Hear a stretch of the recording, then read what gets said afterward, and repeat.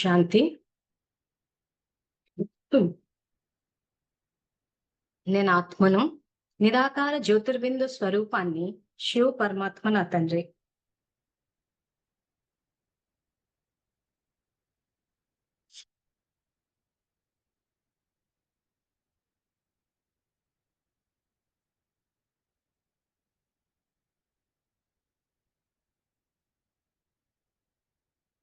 నేను ఆత్మను, శాంతి స్వరూపాన్ని, శివ పరమాత్మ నా తండ్రి.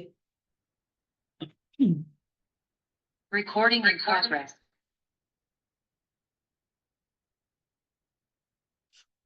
నేను ఈశ్వరీయ విద్యార్థి. బాబా నాకు టీచర్.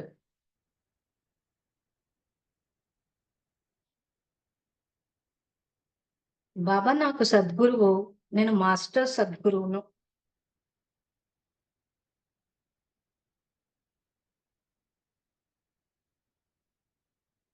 శివ పరమాత్మ నాకు జీవిత భాగస్వామి, నేను శివ పరమాత్మకు జీవిత భాగస్వామిని.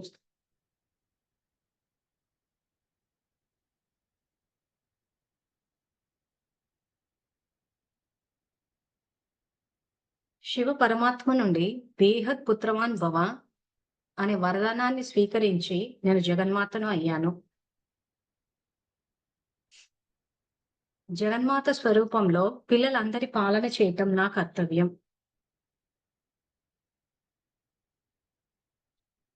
జగన్మాత స్వరూపంలో పిల్లలందరికీ తండ్రి పరిచయాన్ని ఇచ్చి తండ్రి సమానంగా చేయటం నా కర్తవ్యం.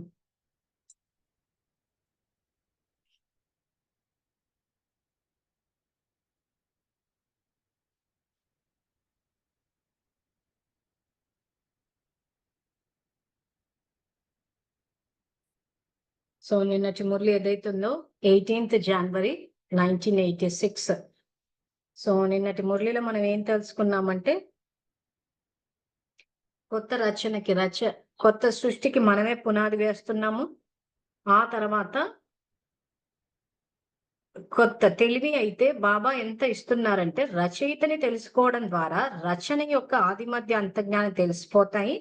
అందువలన బాబ్దాదాకి హృదయం అంటే ఇష్టం. సత్యమైన మరియు స్వచ్ఛమైన హృదయం ఆధారంగానే నంబర్ లభిస్తుంది, సేవ ఆధారంగా కాదు.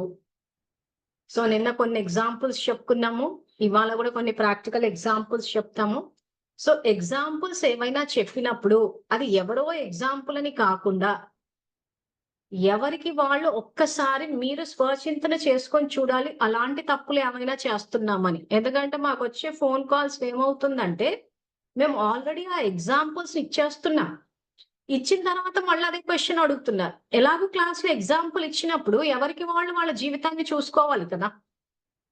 సో మేము ఇచ్చే ఎగ్జాంపుల్స్ కొద్ది మందికి వర్తించవచ్చు, కొద్ది మందికి వర్తించకపోవచ్చు. ఎందుకంటే కొంతమంది తప్పులు చేస్తున్నారు, కొంతమంది చెయ్యట్లేదు. ఒకవేళ మీరు కరెక్ట్ గా ఉన్నారంటే ఓకే ఫైన్. ఒకవేళ తప్పు చేస్తున్నారు, మేము సరిదిద్దుకుంటాము, మేము పాపపు ఖాతా జమ వేసుకోము అని అనుకున్నప్పుడు ఖచ్చితంగా అక్కడ ఆ ఎగ్జాంపుల్స్ ని మీకు వర్తింప చేసుకుని పరివర్తన అన్నది జరగాలి. సో ఇప్పుడు ఇది ఏదైతే బాబా అంటున్నాడో, సత్యమైన మరియు స్వచ్ఛమైన హృదయం ఆధారంగానే నంబర్ లభిస్తుంది, సేవ ఆధారంగా కాదంటే ఈ మురళిలో లేదు. కానీ బాబా ఏం చెప్పారంటే, సేవకి 1 మార్కు, ధారణకి 10 మార్కులు వేస్తాను అని చెప్పాడు. ఎందుకు ధారణకి ఎక్కువ మార్కులు పెట్టాడు అని అంటే, మన కల్పవృక్ష జ్ఞానంలో ఏం చెప్పారంటే, మీ యొక్క స్థితి ఆధారంగానే సృష్టి యొక్క స్థితి మరియు సమయం ఆధారపడి ఉంటుంది అన్నాడు. సో ఈ రోజు మనం సేవ అంటే ప్రత్యేకించి ఏ పుస్తకాలు పంచడానికి వెళ్ళడము, ఏదో ఏమంటారు దాన్ని, ప్రదర్శనలు పెట్టడము, ప్రత్యేకించి కార్యక్రమం పెట్టుకుంటే సేవ అని కాదు. అసలు మనం పైనుంచి ఉదయం అవతరించినప్పుడే నేను ఈశ్వరీయ సేవ కోసం అవతరిస్తున్నానంటే, మనం అవతరించడమే మన ఇంట్లో, అంటే మన సేవా స్థానంలోనే ఉంటున్నాం. సో ప్రతి నిమిషము సేవనే. కానీ ఆ సేవ అన్నది సత్యమైన స్వచ్ఛమైన మనసుతో జరుగుతుందా అన్నది ఇక్కడ పాయింట్ మనం చెక్ చేసుకోవాల్సింది. సో మనం ఉదయం నేను ఈశ్వరీయ సేవ కోసమే అవతరించాను అని అనుకున్న తర్వాత కుటుంబ సభ్యులందరూ నా సేవా సంబంధీకులు, కర్మ సంబంధీకులు కాదు అన్న భావనతోని చేస్తున్నామంటే ఇది స్వచ్ఛమైన మనసు. కర్మ సంబంధీకులు, నా కర్మ ఎంతకాలము, నాకు అప్రిసియేషన్ లేదు, నా బతుకింతే అని ఇవన్నీ అనుకున్నామంటే అక్కడ స్వచ్ఛత లేదు. అక్కడ సత్యమైన స్వచ్ఛమైన అంటున్నాడు. సత్యమైన అంటే దేహం అన్నది అసత్యము, ఆత్మ అన్నది సత్యం. సో ఆత్మాన్న స్థితిలో ఉన్నామా? సో ఆత్మాన్న స్థితిలో ఉంటే మీకు స్వతహాగానే స్వచ్ఛమైన ఆలోచనలు వస్తాయి. మీరు అసత్యమైన స్థితిలో ఉంటే, దేహం అన్న స్థితిలో ఉంటే సహజంగా మీకు స్వచ్ఛత లేని ఆలోచనలు వస్తాయి. సో ఇది బేస్ రూల్ మీరు చెకింగ్ చేసుకోవడానికి.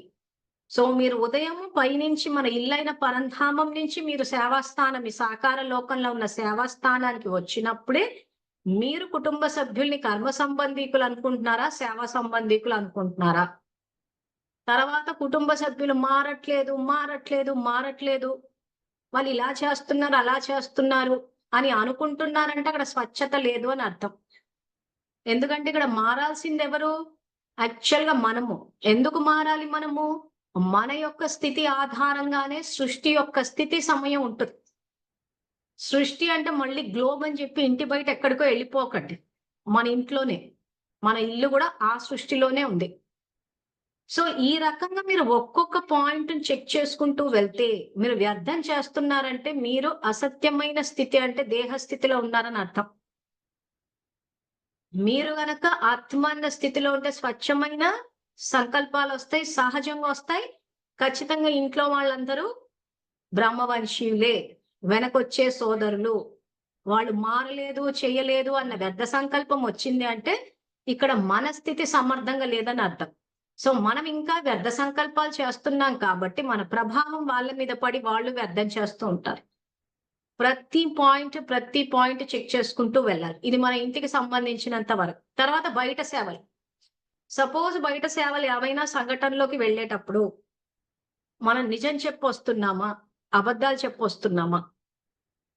మరి ఇప్పటి పరిస్థితి ఏమిటో నాకైతే తెలియదు, కానీ ఒకప్పుడైతే మేము చెప్పకుండా వచ్చాము. ముఖ్యంగా సెంటర్ అక్కయ్య తోటి అబద్ధాలు చెప్పి, ఎందుకంటే సేవలకు వెళ్ళినామని అక్కయ్యకి చెప్తే అక్కయ్యకి నచ్చదు అని మేము అబద్ధాలు చెప్పి వచ్చామన్న వాళ్ళు ఉన్నారు. ఈ రకమైన అబద్ధాలు చెప్తే మరి నంబర్ లభిస్తుందా, లభించదా? సో నేను మైక్ ఆన్ చేస్తాను. ఈ విషయం మీద అందరికీ క్లారిటీ రావాలి. సో ఈ రోజు మనం సంఘటనలో సేవలకి వచ్చినప్పుడు సపోజ్ ఒంట్లో బాగున్నా కానీ ఎక్కడ పని నెత్తిన పడిపోతుందే ఏమో అని చెప్పి అబద్ధాలు చెప్పితే అక్కడ స్వచ్ఛత లేనట్టు. సపోజ్ అబద్ధాలు, మేము సెంటర్ అక్కయ్యకి అబద్ధం చెప్పొచ్చాము, ఇంకెక్కడికో వెళ్తున్నామని ఇక్కడ, ఎందుకంటే అక్కయ్యకి తెలిస్తే కోపం వస్తుంది కాబట్టి అక్కయ్య బలహీనంగా ఉంది కాబట్టి అక్కయ్య అబద్ధాలు చెప్తే స్థిరంగా ఉంటది, నిజాలు చెప్తే అలజడిలోకి వెళ్ళిపోతుంది అని చెప్పి అక్కయ్యని స్థిరంగా పెట్టడం కోసమని అక్కయ్యకి అబద్ధం చెప్పి సేవలకు వచ్చాము. తర్వాత ఇలా జూమ్ ద్వారా క్లాసులు విని రివైజ్డ్ కోర్స్ ముల్లీలు చదివేటప్పుడు కూడా ఎక్కడ ఈ విషయాన్ని చెప్పటం లేదు, ఎందుకంటే అక్కకి తెలిస్తే కోపం వస్తుంది, మళ్ళీ అక్క శంకర్ పార్టీలు అంటది. యాక్చువల్గా ఈ రకంగా చేస్తే స్వచ్ఛత ఉన్నట్టా లేనట్టా? బాబా వైపు నుంచి సబ్జెక్టుని ఇప్పుడు చెప్పాలి, దాన్ని ఆయన ఎట్లా తీసుకుంటారు? సో మైక్లు ఆన్ చేసే ఉన్నాయి, ఎవరైనా మాట్లాడాలంటే మాట్లాడొచ్చు.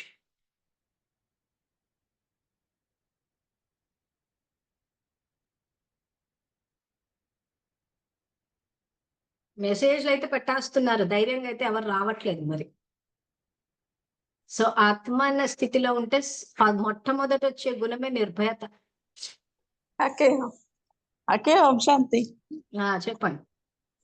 అదే మనం అట్లా అంటే బాబా కోసం అని వాళ్ళు చేస్తున్నట్టే మనము మళ్ళీ బాబా కోసమే చేస్తున్నాము అని చెప్పేసి బ్రహ్మకుమారీస్ కూడా మేము శివలింగాలు పెట్టేసి బాబాని బాబా కోసం చేస్తున్నాము అన్నట్టు అబద్ధాలు చెప్పేసి వాళ్ళు కూడా సేవలలో మిక్స్చారిటీ తీసుకొస్తున్నారు కదా. ఆ విధంగా వదిలేసేయండి, ఇక్కడ సబ్జెక్ట్ మనం ఎన్ని అబద్ధాలు చెప్తున్నామా అని. సేమ్ అలాగే మనం అబద్ధాలే చెప్పారులే కానీ మనము సేవలకు వెళ్ళేటప్పుడు అబద్ధాలు చెప్పొస్తున్నామా, నిజాలు చెప్పొస్తున్నామా? అబద్ధాలు చెప్పినప్పుడు మనకు డిగ్రీ పడిపోతుంది కదా. ఏం పడిపోతుంది? డిగ్రీ తగ్గిపోతుంది కదా. అదే తగ్గిపోవడం ఏంటి యాక్చువల్ గా అసలు నంబర్ ర్యాంకింగ్ లోనే రారు మీరు అంటున్నాడు ఆయన. ఆడ తిప్పి ఆయన వేసేది 108. సో ఈ రోజు అబద్ధాలు చెప్పి సేవలు చేసి మేము సేవలు చేయడం కోసమని అబద్ధాలు చెప్పాము అని అంటే శివబాబా దాన్ని ఎట్లా పరిగణిస్తాడు అన్నది ఇక్కడ క్వశ్చన్. ఎందుకంటే ఇన్ని రోజుల నుంచి వింటున్నారు, ఇప్పుడు ఈ టాపిక్ మీద మీరు మాట్లాడగలగాలి. క్వశ్చన్ ఏంటి అంటే అబద్ధాలు చెప్పి సేవలు చేస్తే, మేము సేవ కోసమని అబద్ధాలు చెప్పాము అని అంటే శివబాబా దాన్ని ఏ రకంగా పరిగణిస్తాడు? లోకం కాదు, శివబాబా అభిప్రాయం ఏంటి ఇలాంటి సేవాదారుల మీద అని అడుగుతున్నాను నేను. అది నక్సలైట్స్ అక్కయ్య. డిస్టర్బెన్స్ వస్తుంది. నక్సలైటా? అక్కయ్య అంటే వాళ్ళు కూడా ఏదో మంచి చేస్తున్నాము అని చెప్పేసి ఏం చెప్తుంది నక్సలైట్ల అంటే గురించి? లోకానికి తెలియకుండా ఎటో దూరంగా ఉండి మేఘనా, నేను చెప్తుంది అదే నక్సలైట్ల దానికి గురించి కాదు. పునాది వేసినట్టు కదక్కయ్య మనము. మన భాగ్యానికి ఏం పునాది వేసామన్నది క్వశ్చన్. స్వచ్ఛత మిస్ అయింది, సంపూర్ణ పవిత్రత మిస్ అయింది. అదే దానికైతే మనం పునాది వేసినట్టు కదక్కయ్య. దేనికి? నక్సలిజం కి. నక్సలిజం అబద్ధాలు చెప్పి అసలు ఏది ఫోటోలు కూడా వేయకండి. నేను చెప్తున్నా అబద్ధాల నుంచి. నక్సలిజం అన్నది పూర్తిగా ఒక సమాజం అన్నది వ్యతిరేక దిశలో వెళ్ళి అన్యాయం జరుగుతుంది అన్నట్టు వీళ్ళు చట్టాన్ని చేతుల్లోకి తీసుకున్నారు. Okay okay. అది నక్సల్ మూమెంట్. అది లీగల్ మెథడ్ వెళ్లకుండా ఒక సంఘటనగా ఫామ్ అయిపోయి న్యాయం చేసేస్తున్నారు పబ్లిక్ కి. ఆ న్యాయమే చేస్తున్నారు నిజంగా చెప్పాలంటే. Subject different. ఇక్కడ మనం ఏం మాట్లాడుకుంటున్నాం అంటే ఇప్పటికీ కూడా సేవాదారులు ఈ రోజు కనుక మురళి వింటే మురళి వింటున్నామన్న విషయం కూడా దాచిపెట్టేస్తున్నారు. సో మరి అబద్ధాలు చెప్పి ఆ రకంగా సేవలు చేస్తే శివబాబా అభిప్రాయం ఏంటి? అలాంటి వాళ్ళ గురించి ఆయన అభిప్రాయం ఏంటి? శివబాబా అభిప్రాయాలు తెలుసుకోవాలి. ఇప్పుడు మనం ఇంతకాలం బ్రహ్మకుమారిల అభిప్రాయాలు తెలుసుకున్నాం, శివబాబా అభిప్రాయాలు తెలుసుకోవాలి. మొన్న చదువుకున్నాం కదక్కయ్య, మీరు అల్పకాలిక ఆత్మల్ని సంతోష పెట్టడానికి అల్పకాలిక ఆత్మల్ని సంతోష పెట్టడం చేస్తున్నారు, పొందింది ఎంత పోగొట్టుకున్నది ఎంత అని అడిగారు కదా. సో ఇక్కడ పొందినట్టు పోగొట్టుకున్నట్టు అబద్ధాలు అసలు చెప్పి ఇంకా ఏది భాగ్యం లేదు, ప్రాప్తులన్నీ అవుట్ అక్కయ్య, ఇంకేముండదు. అంతే, పోగొట్టుకున్నారు. Straight answer. మీరు ఎంతన్నా సమర్థించుకోండి, అబద్ధాలు చెప్పేసి మీరు ఎన్నన్నా సేవలు చెయ్యండి, ప్రాప్తులు స్ట్రైట్ గా తీసేస్తాడు. ఎందుకు అంటే అక్కడ సత్యత లేదు, స్వచ్ఛత లేదు, సృష్టి తమో అయిపోయింది కాబట్టి. సృష్టి తమో ఎట్లవుతుంది? మన సేవల వల్ల అవ్వట్లేదు, మన స్థితి వల్ల అవుతోంది. ఈ రోజు అబద్ధాలు చెప్తున్నాం. ఈ రోజు బాబా మురళి వింటున్నప్పుడు మేము బాబా మురళి వింటున్నామన్న విషయాన్ని మీరు దాచిపెడుతున్నారు అని అంటే మీరు చేస్తున్న మంచి పనులనే మీరు దాచేస్తున్నారు. అక్కడ తప్పు చేసేవాడు చేస్తున్నాను అంత ఖచ్చితంగా చెప్పగలిగినప్పుడు స్వయాన సంగమ యుగంలో పరమాత్మ అవతరించి చెప్తున్న మహావాక్యాలు వింటున్నప్పుడు ఎందుకు వింటున్నామని ధైర్యంగా చెప్పలేకపోతున్నాము? ఎందుకంటే మనలో సత్యత లేదంటే ఆత్మాన్న స్థితిలో లేము కాబట్టి భయపడుతున్నాం. ఆత్మాన్న స్థితిలో ఉంటే వచ్చే మొట్టమొదటి గుణం నిర్భయత. ధైర్యంగా చెప్పగలగాలి, అవును మేము బాబా మహావాక్యాలు వింటున్నాము. ఇంకా మీలో ధైర్యం ఉంటే అవును మంజులక్కయ్య చెప్పేది వింటున్నాం అనండి. అప్పుడు వెంటనే సెంటర్ అక్కయ్య ఏమంటది? మంజులక్కయ్య మాకు వ్యతిరేకంగా చెప్తది, వినకండి అంటది. అప్పుడు మీరేం చెప్పాలి? వ్యతిరేకంగా కాదు, నిజాలే చెప్పారు, మరి మీరు రివైజ్డ్ కోర్స్ ముల్లీలు చదవట్లేదు కదా, మీరు బాబా శ్రీమతాన్ని ఉల్లంఘిస్తున్నారు కదా అని మీరు నోరిప్పగలగాలి. విప్పి బాబా యొక్క జ్ఞానాన్ని విశ్వవ్యాప్తం అవడానికి మీ వంతు ప్రయత్నం అన్నది చెయ్యాలి. ఇప్పుడు నంబర్ వేస్తా అంటున్నాడు ఆయన. మీరు చేసి ఏదో సేవ చేసేసి మేము అది చేసేసాము ఇది చేసేసాము అని అంటే దాని వల్ల స్వపరివర్తననే జరగలేదు అక్కడ. ఈ రోజు మనం ఇన్ని అబద్ధాలు చెప్పి ఇన్ని దాచిపెట్టి ఇంత చేసి అక్కడ స్వపరివర్తనే జరగనప్పుడు విశ్వ పరివర్తన ఏం జరుగుతుంది? సో మన ద్వారా బాబా ఎక్కడ ప్రత్యక్షం అవుతాడు? ఈ రోజు బాబా ప్రత్యక్షత జరగాలి అని అంటే మన ప్రవర్తన ద్వారానే జరుగుతుంది అంటున్నాడు, మన సేవల ద్వారా కాదు. ఇప్పుడు నా ఇంట్లో నేను వండుకు తిన్నాను, దానివల్ల ఏం బాబా ప్రత్యక్షత జరుగుతుంది? ఇప్పుడు అమ్మ నాన్న ఆశ్రమానికి వెళ్ళాము, ఏమన్నా? వెళితే ఇంతమంది వచ్చారు చేశారు ఎవరు ఏంటా అని చెప్పేసి కొంత ఆలోచించారు. మళ్ళీ 2 days బ్యాక్ ఫోన్ కూడా చేశారు వాళ్ళు. సో అలా మన సాంగత్యంలో ఉండడానికి ఇష్టపడాలి, చేయడానికి ఇష్టపడాలి. ఇప్పుడు దీనికి వెళ్ళాము, ఏదది సాయి గీత ఆశ్రమానికి. ఇప్పుడు కొంతమంది వచ్చి మన వాళ్ళు అక్కడ ట్రీట్మెంట్లు తీసుకుంటున్నారు, ఎంతో ప్రభావితం అవుతున్నారు. సో వాళ్ళు కూడా అన్నారు, అబ్బా ఇంతమందిని తీసుకొచ్చారా, మంచి పని చేశారు అని. అట్లా ఒకరికొకరు సంయోగం ఇచ్చుకున్న ఆ రకంగా చేస్తుంటే ఒక చోట బాబా ప్రత్యక్షత జరుగుతది. కానీ అబద్ధాలు చెప్పి మనం చేస్తున్న మంచి పనులనన్నా అక్కడ తొక్కి పెట్టేసి అసలు నువ్వు చెప్తున్నామా వ్యతిరేకంగా చెప్తున్నామా అన్న విషయంలో అసలు క్లారిటీనే లేకుండా ఇంత చేసి ఇన్ని అబద్ధాలు ఎందుకు చెప్పారు మరి సేవకంటే అక్క మౌంట్ అబుకి తీసుకెళ్ళదు. సో అక్క మౌంట్ అబుకి తీసుకెళ్ళదేమో అని చెప్పి మౌంట్ అబు కోసం అని చెప్పేసి మేము ఆగిపోయామంటే మరి బాబా కోసం మరి ఆయన అభిప్రాయానికి ఇంపార్టెన్స్ లేదా? సో ఈ రోజు మౌంట్ అబుకి వెళ్ళాలన్న ఒకే ఒక కారణంతో మేము అబద్ధాలు చెప్తున్నామంటే ఫస్ట్ ఆఫ్ ఆల్ సత్యత లేదు, స్వచ్ఛత అయితే పూర్తిగా లేదు. మీది నుంచి అధీన సంస్కారం. అధీన సంస్కారం అంటే అసలు ర్యాంకింగ్ కాదు కదా, అసలు రాజ కుటుంబాల్లోకి దరిదాపుల్లో కూడా రానివ్వడు బాబా. ఎందుకంటే ఇక్కడ 2 సంస్కారాలు చూపిస్తున్నాడు, అధికారి సంస్కారము, అధీన సంస్కారం. సో ఈ రోజు నేను మౌంట్ అబు అన్న ఒక స్థానానికి అధీనమైపోయి మౌంట్ అబుకి వెళ్ళాలన్న ఒక చిన్న కోరిక ద్వారా ఇచ్చా మాత్రం అవిద్యాని కోరికలే లేని స్థితికి రావాలన్నాడు. సో ఆ పాయింట్ అక్కడ ఎగరగొట్టేశాం. ప్లస్ బాబా నేను మీ సాంగత్యంలోనే ఉన్నాను అంటే సిమెంట్ ఇటుక గోడల మధ్యలో నేను వెతుకుతున్నాము అని అంటే అసలు మనకు సబ్జెక్టే అర్థం కాలేదు. సో అప్పుడు 108 కాదు కదా, కనీసం సత్యుగానికి కూడా తీసుకొస్తాడో లేదో అన్నది నాకైతే డౌటే. అంటే బేసిక్స్ దెబ్బతినిపోయాయి, అంటే ప్రతిదీ సంపూర్ణ బేసిక్సే దెబ్బతినిపోయాయి ఇక్కడ. అందుకే ఈ అడ్వాన్స్ పార్టీ ఇవన్నీ సబ్జెక్టులు మేము కవర్ చేయకపోవడానికి కారణం మరి. ఈ బేసిక్సే దెబ్బతినిపోయినప్పుడు ఇంకా అంత అడ్వాన్స్ పార్టీ సబ్జెక్ట్ ఏం క్యాచ్ చేస్తారు? అడ్వాన్స్ పార్టీ అంటే ఇంకా టోటల్ గా శివబాబా టీం. సో ఇప్పుడు మనకున్న నలుగుట్లోనే మనము ఇమడలేకపోతున్నాము. ఏ చిన్న సమస్య వచ్చినా గానీ బాబాని పక్కన జరిపేసి విడిపోయి విభేదాలు, అసలు ఎక్కడా సర్దుకునే గుణం గాని, ఎక్కడా సహన శక్తి గాని ఏమీ లేక మనం మనకున్న ఈ సాధారణ టీంలోనే ఇమ్మడలేకపోతే ఇంకా శివబాబా టీంలో ఏమి ఇముడతాం మనము? ఇంకా ఆయన సేవలు చెప్పిండంటే ఇంకా అసాధ్యము అసంభవం అన్నట్టు ఉంటాయి. మాకు చెప్తుంటే మాకే అమ్మ ఇవి ఎలా చేస్తాం అనిపిస్తుంది, కానీ ఏమంటే ఆయన మీద ఉన్న ఒకే ఒక నమ్మకంతో అడుగు ముందుకేసేస్తున్నాను.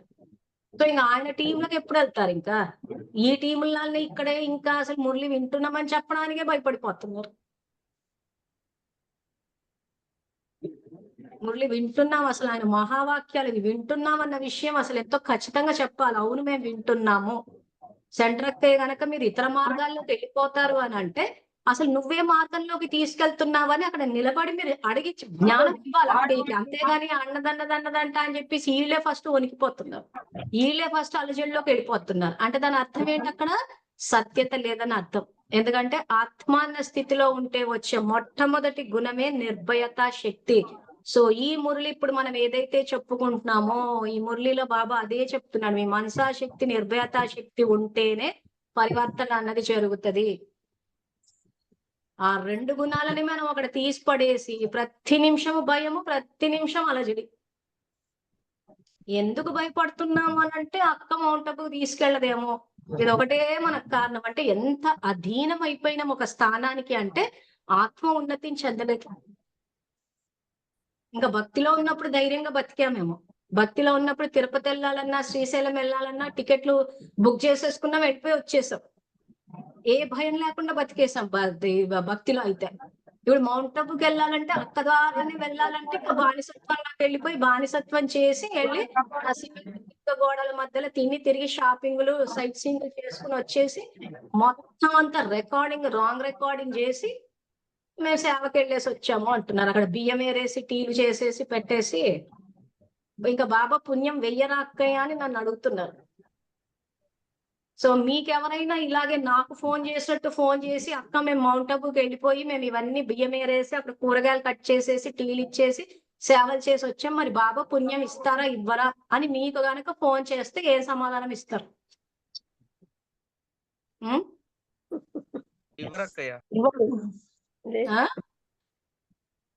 ఎవరు ఇవ్వరా? ఇవ్వరు. ఎందుకు ఇవ్వరు? అక్కడ బాబా చెప్పేది నిర్బలాలకు బలాలు ఇవ్వాలి, నిర్భాగ్యులకు భాగ్యం తయారు చేయాలని ఉంది. అక్కడికి వెళ్ళి ఏమీ తినలేదు కదా, మరి లోక కళ్యాణం మాత్రం అవ్వలేదు అక్కడ. Correct answer. కానీ వాళ్ళు ఏమంటున్నారంటే మరి ఇప్పుడు మేము మౌంట్ ఆబుకి పోయి చేయకపోతే అక్కడ ఎవరు చేస్తారు మరి సేవలు? అక్కడ మేము పోయి ఇవ్వకపోతే ఎవరు టీ తాగకుండా అట్లాగే గొంతుండిపోతారేమో అంటున్నారు. అది పరిగణించాడు కదా బాబా. మరి ప్రాప్తులైతే ఇప్పుడు సేవ చేసేది ఎందుకు? ప్రాప్తులు రావడానికి కదా. అంతే. ప్రాప్తులు రాకపోతే ఇంకా సేవ కాదు కదా అది. సేవ కాదు. సేవ కన్నా ముందు పాయింట్ ఏమంటున్నాడు? సత్యత మరియు స్వచ్ఛత.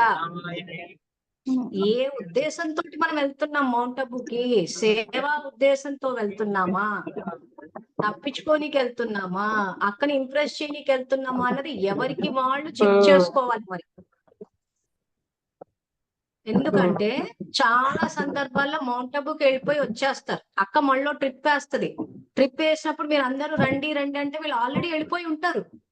కానీ అక్క వెళ్ళకపోతే అక్క ఏమన్నా అనుకుంటదేమో అని చెప్పి అక్కడ డబ్బులు కట్టేయడము, వెళ్ళి తప్పదన్నట్టు వెళ్ళడం. ఎందుకంటే ఒకసారి పోకపోతే అక్క ఏమంటదేమో, మళ్ళీ సెంటర్కి అసలు ఒక రచ్చ అన్నమాట మనసులో. తప్పదు అని ఒక బ్యాచ్ వెళ్తుంది. ఇంట్లో అన్నయ్య మీద పగ తీర్చుకోనికి, పిల్లని తీర్చుకొని ఒక బ్యాచ్ వెళ్తుంది. సో ఏ భావంతో వెళ్తున్నారో ఒకసారి చెక్ చేసి చూడండి. ఎందుకంటే నాకైతే తెలియదు. ఎందుకంటే నేను అందరితోటి మాట్లాడడం వల్ల తెలిసిన విషయాలను మీ ముందు పెడుతున్నాను అంతే. ఎందుకు చెప్తున్నాను ఈ విషయాలంటే, ఇంకా ఈ మురళిని ఎదురు చేసుకొని కూర్చోవాలి. మరి మనం నిజంగా మన అసెస్మెంట్, నేను ఎంతవరకు కరెక్ట్ గా సేవలు చేస్తున్నాను అన్న అంచనా కరెక్ట్ గా వేసుకుంటున్నారా లేదా? ఎందుకంటే తీర యుగం అయిపోయిన తర్వాత రిజల్ట్ వచ్చాక అదేంటి నేను ఇన్ని సేవలు చేస్తే బాబా నాకు మార్కులే వెయ్యలేదు అని ఆనాడు మీరు షాక్ అవ్వద్దు. ఇప్పుడు నేను చెప్తుంటే మీకు కోపం రావచ్చు, మీకు నచ్చకపోవచ్చు నా మాటలు.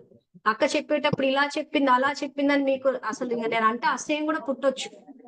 కానీ మీరు ఎప్పుడో మార్కులు చూసుకుని అప్పుడు బాధపడే కన్నా ఇప్పుడు నా పట్ల అసహ్యం పుట్టినా ద్వేషం పుట్టినా పర్లేదు, పుస్తకం ఎదురుగా వేసుకుని కూర్చుని కరెక్ట్ గా మిమ్మల్ని మీరు అంచనా వేసుకోండి.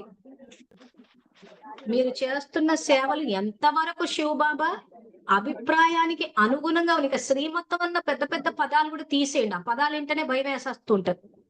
శివబాబా ఇక్కడ గైడ్ లైన్స్ ఇచ్చారు, ఆయన అభిప్రాయాన్ని చెప్పాడు. నేను మార్కులు వేసేటప్పుడు మీ యొక్క సత్యతని స్వచ్ఛతని ఆధారంగా తీసుకుని వేస్తాను, మీ సేవ ఆధారంగా కాదు అన్నారు. సో ఆయన కోసం అన్నా చేసుకోండి. నా గురించి మీరు తిట్టుకున్నా, నన్ను ద్వేషించినా, విమర్శించినా ఏం పర్లేదు. మీ అంచనా అన్నది కరెక్ట్ ఉందా చూసుకోండి. మీరు ఎంతవరకు మీ సేవల్ని కరెక్ట్ గా అంచనా వేసుకుని శివబాబా మార్కులు వేస్తున్నారా లేదా? ఎందుకంటే నేను చూస్తున్నంత మటుకు మెజారిటీ శ్రమ ఎక్కువ పెడుతున్నారు,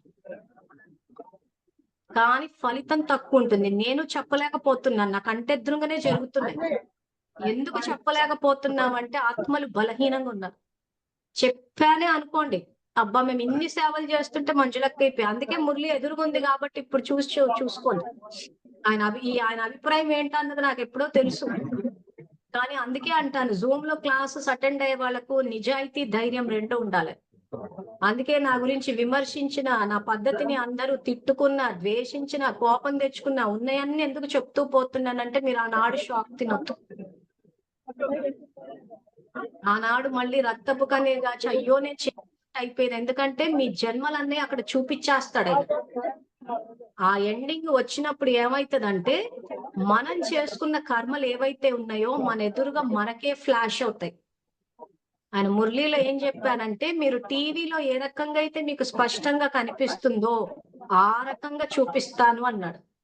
ఇప్పుడు మీరు ఎట్లయితే మనం ఒకరినొకరు జూమ్ లో ఇంత క్లియర్ గా పిక్చర్ చూసుకుంటున్నామో, సో ఆనాడు మీ కర్మలు మీకే అంత క్లియర్ గా కనిపిస్తుంది. ఆనాడు నేను ఉండను మీ దగ్గర. మీ రిజల్ట్ వచ్చినప్పుడు మీది మీరే చూసుకుంటారు.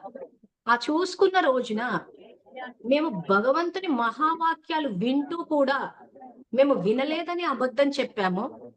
మేము భగవంతుని సేవల కోసం అంటూ వెళ్ళినప్పుడు మేము అబద్ధాలు చెప్పి సేవలు నడిపించాము. ఆ తర్వాత మేము మౌంట్ అబూకి అధీనం అయిపోయాము. అల్పకాలిక ఆత్మల్ని సంతోష పెట్టాము. ఈ మహావాక్యాలన్నీ మీకు ఏవైతే నేను జూమ్ లో చెప్పేశానో పుస్తకాలు ఎదురుగా పెట్టించి అవన్నీ ఫ్లాష్ అవుతాయి. ఆ తర్వాత ఫలితము, ఆ తర్వాత 84 జన్మల రికార్డింగ్ ఇక్కడే జరిగిపోయింది కాబట్టి మీ 84 జన్మలు మీకు కనిపిస్తాయి. ఆ రోజు ఇప్పుడు కొన్ని మహావాక్యాలు విని చేసినప్పుడు కూడా అయ్యో చేయలేదే అని చెప్పేసి బాధ అనిపిస్తూ ఉంటది. కొన్ని నేను నిజాలు చెప్పినప్పుడు కూడా మీకు హర్టింగ్ గా ఉంటది, బాధగా ఉంటది. కానీ మార్చుకునే అవకాశం ఉంది. బాబా రిజల్ట్ చూపించిన తర్వాత మార్చే అవకాశం లేదు. కాబట్టి మురళిని ఒకసారి చదువుకుని నేను ఇచ్చిన ఎగ్జాంపుల్స్ ని బట్టి ఎంతవరకు మీరు సత్యత అంటే ఆత్మిక స్థితి, అసత్యత అంటే దేహ స్థితి, స్వచ్ఛత అంటే ఎంతవరకు నిర్భయత అన్న గుణం మీలో వచ్చింది. సేవలు చేసేటప్పుడు నిర్బలులకు, నిస్సహాయులకు, నిర్భాగ్యులకు చేయమన్నాడు. ప్లస్ మన ఇల్లే సేవ, ఇవన్నీ బేసిక్స్ కవర్ చేశారో చూడండి.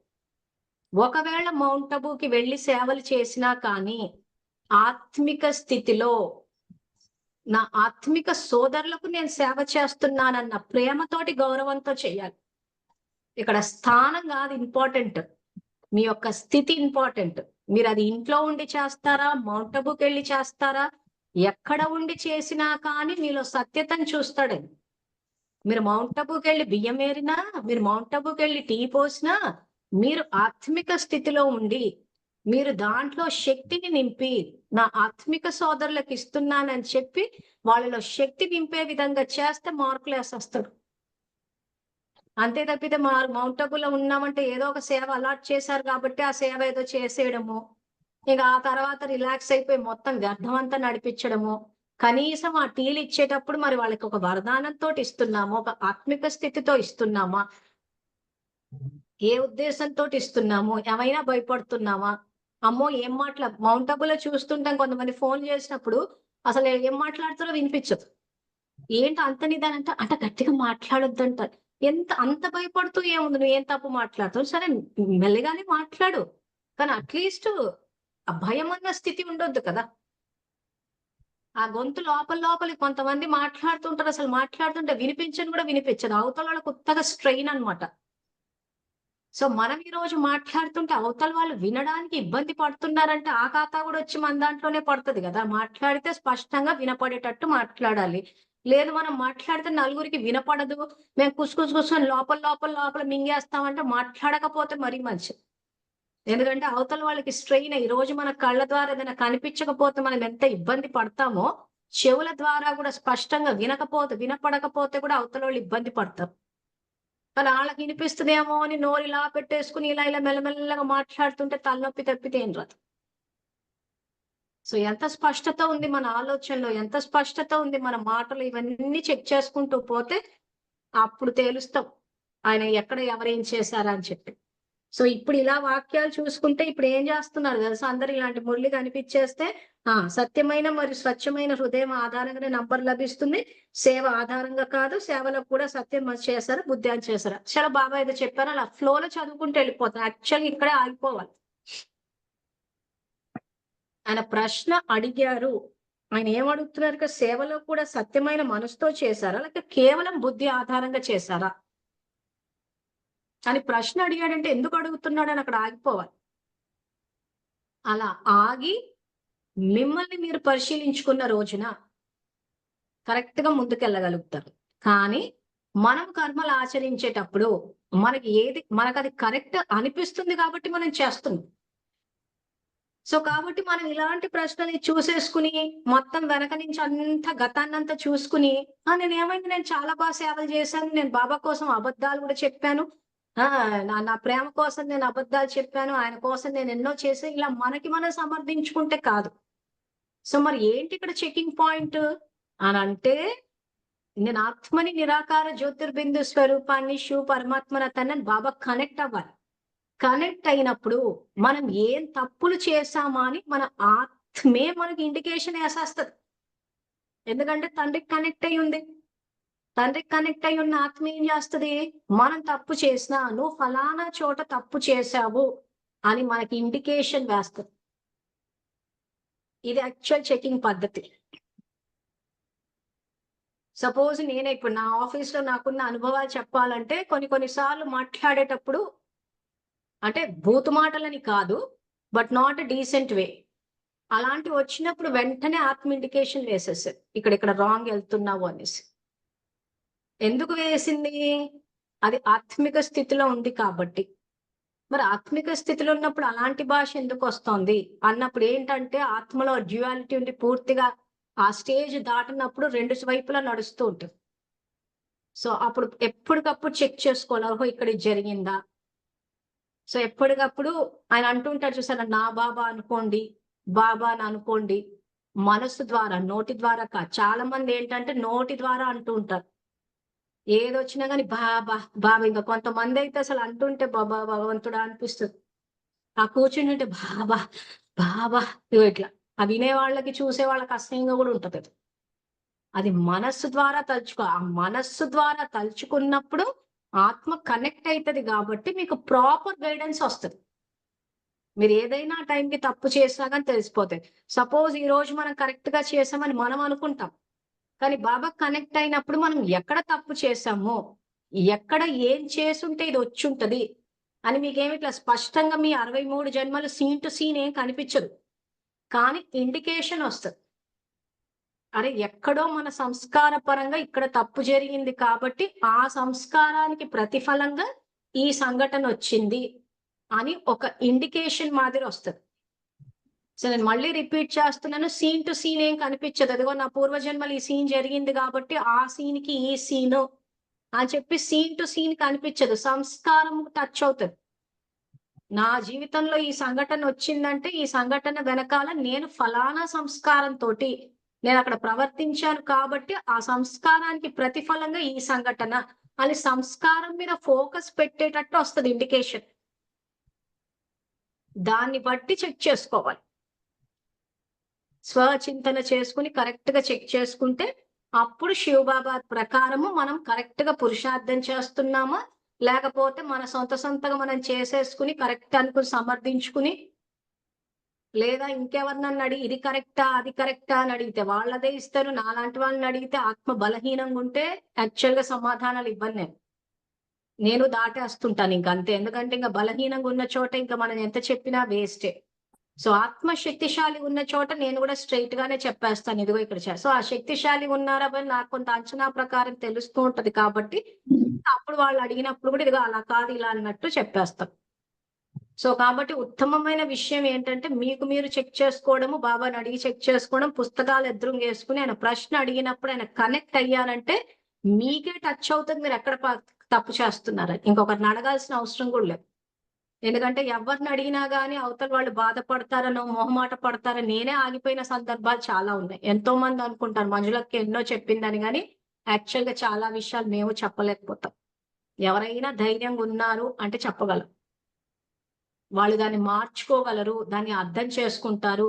ఆత్మ స్వ ఉన్నతి వైపు వెళ్తోంది అని గనక అనిపించినప్పుడు చెప్పగలుగుతూ ఉంటారు. లేకపోతే మేము సైలెంట్ అయిపోతాం. అసలు కనీసం ఎవరన్నా టైం కాని టైంలో నిద్రలు పోతే కూడా నిద్రపోవద్దు, మీ సోమర్తనం అన్న తరంగాలు వెళ్ళిపోతున్నాయి, ఆ బరువు అంత వచ్చి పడిపోతుందన్న విషయం కూడా చెప్పలేము. ఎందుకంటే టైం కాని టైంలలో ఆత్మలు నిద్రపోతున్నారు. రాజయోగుల లక్షణమే కాదు అది. రాజయోగులకి యోగ నిద్ర పెట్టాడు. సో ఆ విషయం కూడా చెప్పలేను నేను. సో చాలా విషయాలు ఎదురుపడి చెప్పలేము. ఇంకా చెప్పినామంటే ఇంకా ఆత్మలు ఇంకా బాబా అన్నట్టు పురుషార్థి జీవితాన్ని వదిలేసుకుంటారు. సో ఎందుకు ఇవన్నీ చెప్తున్నామంటే పుస్తకాలు చదువుకుని ఎవరికి వాళ్ళు ఆత్మిక అని అన్నట్టు సత్యమైన మరియు స్వచ్ఛత, ఆ సత్యమైన స్థితిలో ఉంటేనే కరెక్ట్ గా అంచనా వేసుకోగలుగుతారు, పురుషార్థం కరెక్ట్ గా చేయగలుగుతారు. సో బాబా చెప్పినట్టు ఎవరైతే ఆ బ్రహ్మబాబా వంశంలో రావాలి అని అనుకుంటారో ముఖ్యంగా వాళ్ళు తీసుకోవాల్సిన జాగ్రత్తలు ఇవి. పర్లేదు మాకు ఇప్పుడు నడుస్తుంది నడవని అనుకుంటే ఇప్పుడు నేను చెప్పిన విషయాలన్నీ వదిలేసి హాయిగా జూమ్ క్లాసులు అన్నీ మీకు ఎలాగో టైం పాస్ అయిపోతుంది కాబట్టి టైం పాస్ చేసేసుకోవచ్చు. సీరియస్గా ఉన్న వాళ్ళకి ఇవన్నీ ఇన్స్ట్రక్షన్స్. టైం పాస్ కేసులకు ఎనీహౌ ఇట్స్ టైం పాస్. ఈ టైం పాస్ నడుస్తుంది ఎట్లాగో మీకు. సో నెక్స్ట్ నిన్న మనం ఎక్కడి దాకా చెప్పుకున్నామంటే పేజ్ నంబర్ 372లో మా సంయోగులకు ఇంత పెద్ద సేవ యొక్క స్మృతి ఉందా, లేక సేవా కేంద్రాల్లోనే బిజీ అయిపోయారా, జోన్ లో బిజీ అయిపోయారని అడ్వాన్స్ పార్టీ వాళ్ళు మాట్లాడుకునే మాటలు ఎండింగ్ వరకు నిన్న చెప్పుకున్నాం. సో నెక్స్ట్ బాబా ఏమంటున్నారంటే, ప్రకృతి అంతటినీ పరివర్తన చేసే కార్యం ఉంది. తమోగుణ సంస్కారాలు గల ఆత్మలు ఏదో విధితో వినాశనం అయిపోతారు. కానీ అకాల మృత్యువులు, అకస్మాత్తు మృత్యువులు, సామూహిక మృత్యువులు, అప్పుడు ఆత్మల యొక్క తరంగాలు ఎంత తమోగుణిగా ఉంటాయి. వాటిని పరివర్తన చేయాలి మరియు స్వయాన్ని ఆ రక్తపు నదుల వాయుమండలం యొక్క తరంగాల నుండి రక్షణగా ఉంచుకోవాలి మరియు ఆ ఆత్మలకు సహయోగం ఇవ్వాలి. ఈ విశాల కార్యానికి తయారవుతున్నారా, లేక ఎవరో వచ్చారు, వారికి జ్ఞానం చెప్పాము మరియు తిన్నాము, దీనిలోనే సమయం వెళ్ళిపోవటం లేదు కదా అని అడుగుతున్నారు. సో బాబా ఎవరిని అడుగుతున్నారు ఈ విషయాలు? ఎవరో వచ్చారు, వాళ్ళకి జ్ఞానం చెప్పాము, తిన్నాము అంటే సెంటర్ల గురించి. సేవా కేంద్రాలు ఏమవుద్దంటే, ఎవరైనా సెంటర్కి వస్తే వాళ్ళకి ఇంత బాబా పరిచయం ఇచ్చేసి, వాళ్ళకి ఇంత టోలీ పెట్టేసి, దీనిలోనే సమయం వెళ్ళిపోవటం లేదు కదా అంటున్నాడు. ఎప్పుడుది మురళి? 86. కానీ చెయ్యాల్సింది ఏమని చెప్తున్నాడైనా, ప్రకృతి అంతటిని పరివర్తన చేసే కార్యం ఉంది. తమోగుణ సంస్కారం గల ఆత్మలు ఏదో విధితో వినాశనం అయిపోతారు. అంటే ఇంకా ఆ తమో ఉంది, వాళ్ళు పెద్దగా ఏమీ తెలుసుకోరు, చదువు సంధ్యలు ఉండవు, పెట్టవు, ఏదో తిన్నామా విన్నామా అన్నట్టుంటది. ఇంకా వంశావళి అయితే ఇంకా అంతకన్నా అధ్వానంగా ఉంటది. కాక అకాల మృత్యువులు, అకస్మాత్తు మృత్యువులు, అంటే కాలం తీరక ముందే ఆయుష్ ఉన్నా గానీ శరీరాలు వదిలేస్తూ ఉంటారు. ఎందుకు వదిలేస్తూ ఉంటారు? ఆ లైఫ్ ని కండక్ట్ చేసే పద్ధతి అట్లుంటది.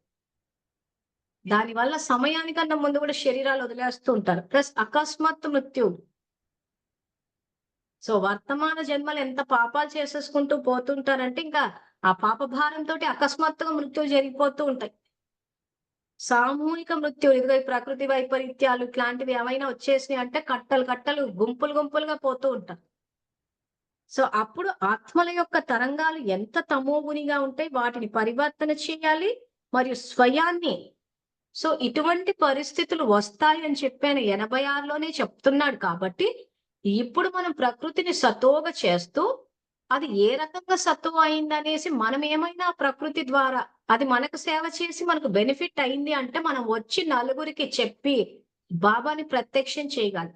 బాబా ప్రత్యక్షత లేని సేవలకే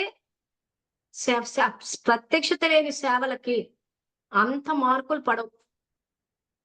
ఈ రోజు ప్రకృతి వైపరీత్యాలు, సపోజ్ విజయవాడని అనుకోండి, ఎంతో మంది సురక్షితంగా ఉండుంటారు. అది బాబా వల్ల అయ్యి ఉన్నప్పుడు మనంతట మనం ముందుకు వచ్చి చెప్పాలి. మనంతట మనం వచ్చి ముందుకు చెప్పట్లేదు, ఆయన నుంచి బెనిఫిట్లు తీసేసుకుంటున్నామంటే అక్కడ స్వచ్ఛత లేదని అర్థం. సో ఎంతో మంది మేము చూస్తున్నాం కదా, జ్ఞానం వింటున్నారు, సంకల్పాలు చేస్తున్నారు, ఆయన నుంచి బెనిఫిట్లు కూడా పొందుతున్నారు. తెలుస్తుంది, వాళ్ళే ఒప్పుకుంటున్నారు, అవును మేము బాబా వల్ల బెనిఫిట్ పొందాము అని. మరి ఎందుకు వచ్చి ఆయన గురించి చెప్పటం లేదంటే, అక్కడ సత్యత స్వచ్ఛత రెండూ మిస్ అయినాయి.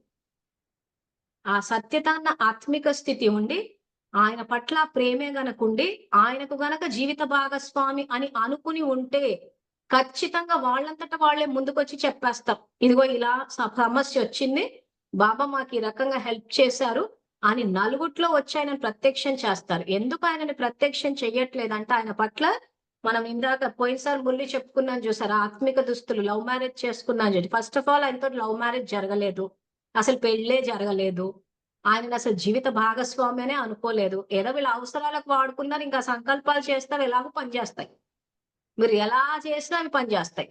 సో అవి చేసేయడము, ఆ బెనిఫిట్ తీసేసుకోవడం, ఇంకా అలా కూర్చుండిపోవడం. ఎందుకు అలా కూర్చుండిపోయారు ఆయనని ప్రత్యక్షం చేయకుండా అంటే, అక్కడ లవ్ మ్యారేజ్ జరగలేదు, ఆయన లైఫ్ పార్ట్నర్ అని అనుకోలేదు. అవకాశవాదులు అంటారు. అంటే ఆ సంకల్పాలు తెలుసుకున్నారు, వీళ్ళ కోసం అని, వీళ్ళ బెనిఫిట్ కోసం వాడేసుకున్నారు, కొన్ని చేస్తున్నారు, వెళ్ళిపోతున్నారు. విషయంలో సంబంధం ఎక్కడుంది? సో ఇక్కడ అందుకే సేవలు చేసేటప్పుడు, మీకు ఈ మురళిలో అంత క్లియర్గా ఇక్కడ లేదు కానీ చాలా చోట్ల సేవలు చేసేటప్పుడు సంబంధం ఉందా లేదా అని చూస్తాడు. సో సేవలు చేసేస్తున్నారు, ఇక్కడ మనస్సు ద్వారా చెయ్యట్లేదు అంటున్నాడు. ఎందుకు చేయట్లేదు? మనసు ద్వారా ఎందుకు జరగట్లేదు అంటే మన మనసు శివబాబా మీద ఉంటే అవుతది. సో బెనిఫిట్లు పొందిన ఎందుకు రావట్లేదు వీళ్ళు బయటికి అని అంటే అక్కడ మనసు ఆయన మీద లేదు. అక్కడ లవ్ మ్యారేజే జరగలేదు. లవ్ మ్యారేజ్ చేసుకున్న వాళ్ళ పరిస్థితి ఎట్లా ఉంటది? ఎప్పుడు చూసినా భర్త ధ్యాసలోనే ఉంటారు. ఆయన కోసం ఏం చేయాలి? ఏమనాలి? ఆయన ఏం చెప్తే ఇంకా ఆయన ఎంత చెప్తే అంతే. అది లవ్ మ్యారేజ్ చేసుకున్న వాళ్ళ పరిస్థితి. ఆయనకు గనక లైఫ్ పార్ట్నర్ అయి జీవిత భాగస్వాములు అయి ఉంటే. సో అప్పుడు ఏం చేస్తారు? ఆ ప్రేమించి చేసుకున్న వాళ్ళు ఇంకెప్పుడు చూసినా ఆ భర్త గురించే చెప్తూ ఉంటారు. ఇంకా వాళ్ళు ప్రేమించిన వాళ్ళ గురించే చెప్పుకుంటూ ఉంటారు. సో ఈ రోజు ఆయన ద్వారా బెనిఫిట్ పొంది కూడా ఎందుకు చెప్పట్లేదంటే ఆ ప్రేమ లేదు కాబట్టి. సో అంటే ఏం చేస్తున్నారు సేవలు? బుద్ధి ద్వారా చేస్తున్నారు. సో మనం ఇందాక 371 పేజ్‌లో మీరు సేవలు మనసు ద్వారా చేస్తున్నారా? బుద్ధి ద్వారా చేస్తున్నారా? అంటే ఎవరైతే బెనిఫిట్లు పొంది వాళ్ళంతట వాళ్ళు ముందుకొచ్చి చెప్పటం లేదు అని అంటే అక్కడ మనసు ఆయన మీద లేదు. మురళీలు చదివారు. చదివి బుద్ధి ద్వారా ఇదిగో గ్రూప్‌లో సంకల్పాలు పడుతున్నాయి. సో కాబట్టి మేము ప్రకృతికి సంకల్పాలు ఇస్తున్నాం. మేము వాళ్ళకి సంకల్పాలు ఇస్తున్నాం. వీళ్ళకి సంకల్పాలు ఇస్తున్నాం. అవి ఎట్లిచ్చినా పనిచేస్తాయి. ఎంతో కొంత వస్తోంది. కానీ బయటకొచ్చి చెప్పరు. ఎందుకంటే మనసు లేదు కాబట్టి. సో అందుకే ఆయన ప్రశ్న అడిగాడు. మనసు ద్వారా చేస్తున్నారా? బుద్ధి ద్వారా చేస్తున్నారా? సో ఇప్పుడు ఈ పాయింట్‌కొస్తే నిజంగా మనసు ద్వారా చేస్తే ఇలాంటి ప్రకృతి వైపరీత్యాలు వస్తాయని ముందే చెప్పారు కాబట్టి సో ప్రకృతి వైపరీత్యాలు రాకుండా ఉండి మనమంతా సురక్షితంగా ఉండాలంటే మేము ఆల్రెడీ ఇలా సేవలు చేశాము. ఇక్కడ అంతా చేస్తూ వస్తే మాకు ఇది వచ్చింది, ఈ బెనిఫిట్ వచ్చింది, ఈ రిజల్ట్ వచ్చిందని బయటకు వచ్చి చెప్పగలగాలి. చేసింది మనమే కాబట్టి ఇప్పుడు అలాంటివి జూమ్ లో కాకపోయినా ఎక్కడైనా మాట్లాడాల్సి వచ్చినప్పుడు మేము ఇలా మనసా సేవ చేశాము, చేస్తే ఈ రిజల్ట్ వచ్చింది అని చెప్పగలరు. అప్పుడు బాబా ప్రత్యక్షత జరుగుతుంది. సో అందుకే ఆ రకంగా చేస్తున్నారా లేకపోతే ఏదో జ్ఞానం చెప్పాము ఆ తర్వాత తిన్నాము సమయం వెళ్ళిపోవటం లేదు కదా అని అడుగుతున్నారు. ఈ రోజు బాబ్దాదా వారి సందేశం మీకు చెప్తున్నారు. ఇంత బేహద్ కార్యం చేయడానికి ఎవరు నిమిత్తం అవుతారు? ఆదిలో నిమిత్తం అయ్యారు కనుక అంతిమంలో కూడా పరివర్తన యొక్క బేహద్ కార్యానికి నిమిత్తం అవ్వాలి కదా.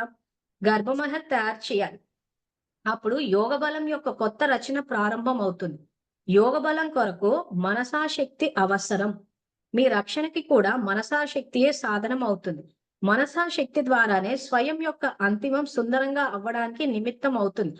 లేకపోతే సాకార సంయోగాలన్నీ సమయానికి ప్రాప్తించవు కూడా. సో ఇక్కడ ఏం చెప్తున్నాడంట ఆయన? సో ఆదిలో అయిన వాళ్ళు అంతిమంలో కూడా అవ్వాలి అంటున్నాడు. సో మౌంట్ అబూల్ అయిన మురళి చెప్పేటప్పుడు ఆ ఎదురుగా కూర్చున్న బ్యాచ్ అంటే ఇంకా ప్రకాశ్మణి దాది నుంచి మొదలు పెడితే ఈ బ్యాచ్ అంతా ఆదిలో కూడా ఉంది. సో ఆదిలో ఉన్న వాళ్ళు ఇప్పుడు ఎలా ఉన్నారు? ఇప్పుడు ఏ రకంగా ఎవరైనా వస్తే జ్ఞానం చెప్తున్నామో ఆ తర్వాత తిన్నామో అన్నట్టుంది. అలా కాకుండా ఇలా తమోగుని ఆత్మలు అకాల మృత్యులు అకస్మాత్తు మృత్యులు ఇవన్నీ జరుగుతాయి కాబట్టి మీరు తరంగాలు ఇచ్చి మార్చాలి. కానీ అసలు నేను జ్ఞానంలోకి వచ్చిన తర్వాత చూస్తున్నాను కదా అసలు ప్రకృతిని ఏ రకంగా సతో చేయాలని చెప్పి అసలు ఎక్కడ చెప్పనే లేదు. ఇంకా మీ నుంచి మౌంట్ అబూకి వెళ్తే మౌంట్ అబూల్నే నీళ్లు లేవంట చూసి జాగ్రత్తగా వాడండి అని అనౌన్స్మెంట్లు ఇచ్చేవాడు. నేనైతే ఆశ్చర్యపోయాను అసలు. అదేంటి మౌంట్ అబూలో బాబా అవతరిస్తే నీళ్లు లేకపోవడం ఏంటని. అప్పుడు నాకు సబ్జెక్ట్ తెలియదు. అంటే మన కర్మల ఆధారంగా ప్రకృతి స్పందిస్తుందన్న విషయం తెలియదు. మరి ఆడ చూస్తేనేమో అందరు 3 గంటలకు లేసి యోగం చేస్తున్నాం అంటారు. మరి యోగం చేస్తే మౌంట్ అబూలో వర్షాలు లేకపోవడం ఏంటి? మౌంట్ అబూలో నీళ్లు లేకపోవడం ఏంటి? సో ఇక్కడ ఏం జరుగుతోంది? ఆయన చెప్పినట్టు మనసాశక్తి అంటే ప్రకృతిని సతో చేయడానికి సంకల్పాలు గాని స్థితి గాని మెయింటైన్ చేయట్లేదు. సో మనసాశక్తి నిర్భయతాశక్తి అంటే అటువంటి అకస్మాత్తు మృత్యులు ఇవన్నీ జరిగినప్పుడు ఎంతో ధైర్యం అవసరం. అప్పుడు ధైర్యం కాదు ఇప్పుడే రావాలి. ఇప్పుడే మనం నోరిప్పి మురళి చదువుతున్నామని చెప్పడానికే మనకు భయం వేసేస్తోంది. సేవలు చేస్తున్నామని చెప్పడానికి భయము, నోరిప్పితే అబద్ధాలు. సో ఇవన్నీ ఎందుకు చెప్తున్నాము? భయపడిపోవడం వల్ల. అంటే నిర్భయతా శక్తి లేదు. సో ఇప్పుడు చెక్ చేసుకోండి ఇంకా ఎంతవరకు మనం ధైర్యంగా ఉన్నామో ఎంతవరకు మనము భయపడుతున్నామో అని చెప్పి. సో ఆ రకంగా మీరు ఇప్పటి నుంచే అంతిమ బేహ నిమిత్తం అవ్వాలి. అంతిమంలో ఎవరు చేశారో వారే అన్ని చేసినట్టు సామాన్య అంటే ఇప్పుడు ఆదిరత్నాలు ఏం చేశారో అక్కడ పక్కన పెడితే ఇప్పుడు గనక మనం చేస్తే అంతిమంలో చేస్తే అంతిమంలో చేసిన వాళ్ళకే పేరు వస్తుంది అంటారు. సో ఇప్పుడు మనం అంతా అంతిమంలో ఉన్నాం కాబట్టి మనకు పేరు రావాలంటే ఇంకా చేసుకుంటూ వెళ్ళిపోవడమే. గర్భమహల్ తయారు చేయాలి అంటున్నారు. సో ఒకప్పుడు గర్భ జైలు అన్నారు, ఇప్పుడు గర్భ మహల్ అంటున్నారు. గర్భ జైలు అని ఎందుకు అన్నారు? జైల్లో ఏముంటది? స్వేచ్ఛ ఉండదు. సో ఇప్పుడు కలియుగంలో దాన్ని గర్భజీలను ఎందుకు అన్నారు అని అంటే ఆత్మ గర్భంలోకి ఎంటర్ అయిన తర్వాత చేసుకున్న కర్మలన్నీ గుర్తొచ్చినప్పుడు దుఃఖానికి లోనవుతుంది. సో జైల్లో స్వేచ్ఛ ఉండదు, దుఃఖం ఉంటది కాబట్టి గర్భజైలు అన్నారు. అది గర్భ మహల్ ఎందుకు అయింది అని అంటే అక్కడ దుఃఖం ఉండదు, ప్లస్ ఆత్మ అప్పుడే స్వచ్ఛంగా ఎంటర్ అవుతుంది గర్భంలో కాబట్టి ఆ జన్మాలంతా అక్కడ సంతోషంతోనే ఉంటాయి కాబట్టి అది మహల్ లాగా స్వేచ్ఛతోటి సంతోషంతో ఉంటది. సో స్టార్టింగ్ లో సత్యత్రైతే అది గర్భ మహల్ అవుతుంది, ఎండింగ్ వచ్చేసరికి అది గర్భ జైలు అవుతుంది. సో గర్భ మహల్ తయారు చేయాలి, అప్పుడు యోగ బలం యొక్క కొత్త రచన ప్రారంభం అవుతుంది. సో యోగ బలం ద్వారానే అక్కడ జన్మ తీసుకుంటారు కాబట్టి సో ఇప్పుడు మీలో అంత శక్తి ఉండాలి అంటున్నాడు. అంటే అక్కడ గర్భమహలు తయారు చేయగలగాలి, మన మనసా శక్తితోటి ఇదిగో ఈ తమోగుని సంస్థ ఆత్మల వాయుమండలాన్ని మార్చగలగాలి. సో ఇవన్నీ జరిగిపోవాలి అంటున్నాడు బాబా. మరి యోగ బలం కొరకు మనసా శక్తి అవసరము. మీ రక్షణకి కూడా మనసా శక్తియే సాధనం అవుతుంది. మనసా శక్తి ద్వారానే స్వయం యొక్క అంతిమం కూడా సుందరంగా అవడానికి నిమిత్తం అవుతా. అంటే మన ఎండింగ్, మన లాస్ట్ శ్వాస, మనం శరీరం వదిలే టైంకి ఆ ఎండింగ్ వరకు కూడా మన మనసా శక్తి మన ఆఖరి క్షణాలను కూడా అందంగా తయారు చేయాలి అంటున్నాడు. మనసా శక్తి లేకపోతే సాకార సంయోగాలన్నీ సమయానికి ప్రాప్తించవు కూడా. సో ఇక్కడ ఎండింగ్ లో ఏం చేస్తాడంటే ఆయన సపోర్ట్ అంతా తీసి పడేస్తాడు. ఇప్పుడు ఏమైపోయిందంటే సంఘటనల నుండి ఒకరి మీద ఒకరు ఆధారపడిపోయి చేసుకొని అసలు నిజంగా చెప్పాలంటే ఎవరిలో ఎంత టాలెంట్ ఉందో ఎవరికి తెలియదు. ఇప్పుడు మనం ఒక సంఘటనగా కూర్చుని యోగం చేసాం అనుకుందాం, ఎవరి యోగం ద్వారా వర్షం పడింది అన్నది ఎవరికి తెలియదు. కానీ అంతిమంలో ఏమవుతుందంటే పూర్తిగా మన మనసా శక్తితోటి మనం సరిగా చేస్తేనే మనకి సాకార సంయోగం వస్తుంది అన్నట్టు ఉంటుంది. ఇప్పుడు ఫస్ట్ టైం అనంతపూర్లో వర్షాలు పడాలని చెప్పేసి ఆ పెన్నా నది ఒడ్డున కూర్చుని చేసామని మీకు ఒకసారి ఫోటోగ్రాఫ్ కూడా చూపించాను నేను. ఓ 37 మంది పార్టిసిపేట్ చేశారు నాతో కలిపి. వర్షాలు పడ్డాయి. సో ఎవరి సంకల్పాలు ఫలించి వర్షాలు పడ్డాయి అన్న విషయం ఎవరికి తెలియదు. సో సంఘటనలు ఏమవుతుందంటే చెకింగ్ పాయింట్ ఉండదు. అంటే సంఘటన యొక్క బలం ద్వారా రిజల్ట్ వస్తుంది, కానీ నిజంగా మనలో శక్తి ఉందా లేదా అన్నది మనకు చెకింగ్ ఉండదు. అది ఇప్పుడే చెక్ చేసుకోవాలి. ఇప్పుడు మీ రోజువారీ వ్యవహారాల్లో నేను ఏదైతే క్లాస్ స్టార్ట్ అయినప్పటి నుంచి చెక్ చేసుకోండి అని చెప్తున్నానో ఆ రకంగా మీరు చెక్ చేసుకుంటే మీకు తెలిసిపోతుంది ఇంతకు మీలో మనసాశక్తి ఉందా లేదా. సో నేను ఏదైతే ఎగ్జాంపుల్ చెప్పానో అబద్ధాలు అని చెప్పి, అబద్ధాలు చెప్తున్నామంటే మనం సంకల్ప శక్తితోటి పరిస్థితిని మార్చలేకపోయాం. మన సంకల్ప శక్తితోటి పరిస్థితిని ఫేస్ చేయలేకపోయాం, ఎదుర్కోలేకపోయాము, పరిస్థితుల్ని మార్చలేకపోయాం కాబట్టి అబద్ధాలు చెప్పాల్సి వచ్చింది. అంటే మన సంకల్పాలకు శక్తి లేనట్టే కదా. అబద్ధాలు చెప్పాము, నిజాలు చెప్పలేకపోయాము, లేదా బాబా గొప్పతనం చెప్పలేకపోయాము. ఇవన్నీ మనం చేస్తున్నామంటే ఆత్మ బలహీనంగా ఉందని అర్థం. ఇవన్నీ చెక్ చేసుకోవాల్సిన పాయింట్స్. సో కాబట్టి ఇక్కడ మనసా శక్తి ద్వారా స్వయం యొక్క అంతిమం సుందర నిమిత్తం అవుతుంది, లేకపోతే సాకార సంయోగాలన్నీ సమయానికి ప్రాప్తించవు కూడా. సో మనలో ఆ శక్తి కనుక లేకపోతే మనం ప్రకృతికి ఏమి ఇవ్వకపోతే అంతిమంలో ఏదైతే మనకు సంయోగం దానంతటది రావాలో అది రాదు అంటున్నాడు. సో ఆ సాకార సంయోగాలు కూడా మీకు సమయానికి ప్రాప్తించవు అంటున్నాడు. సో కరోనా ఎగ్జాంపుల్ గా తీసుకుందాం. కరోనా ఎగ్జాంపుల్ గా తీసుకున్నప్పుడు కొంతమంది పోయి హాస్పిటల్లో పడితే కనీసం టైంకి తిండి కూడా లేదు మనోళ్ళకి. ఎందుకంటే నియమాలను వేసుకొని కూర్చున్నారు. మేము మా వాళ్ళు పెట్టిందే తింటాము అని చెప్తే ఇంకా మనోళ్ళు పోయి ఎక్కడెక్కడి నుంచో వండుకుని మనోళ్ళు చేతులు కడుక్కుని స్నానాలు చేసుకుని వైట్ వేసుకుని బ్యాడ్జ్ పెట్టుకుని వచ్చేసరికి ఇంకా వాళ్ళ పని అయిపోయినట్టే. అంత పొద్దున 8 గంటలకు ఎవ్వరు తెచ్చి బ్రేక్ఫాస్ట్ పెట్టరు.